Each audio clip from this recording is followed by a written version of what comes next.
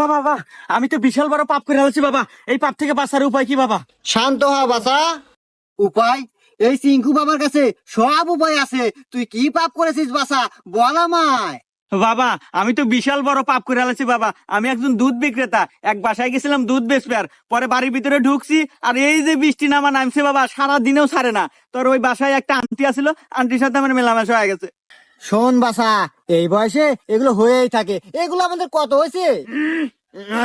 যাই হোক, এ পাপেরও সমাধান আছে। শোন, তোকে একটা আমি মন্ত্র পড়ে দেবো। এই মন্ত্রটা তুই 500 বার পাঠ করবি, সব সমাধান। বাবা, আমার কথা তো শেষ হয় নাই। শেষ হয় নাই? আচ্ছা ক ক।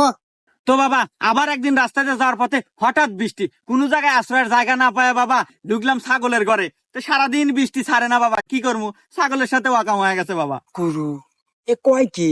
এ কি আগের জন্মে আপনি শের কেতা ছিল নাকি? কি কস দেহি তো, হুম মন্দির তো দেখা যায় পুরো আমার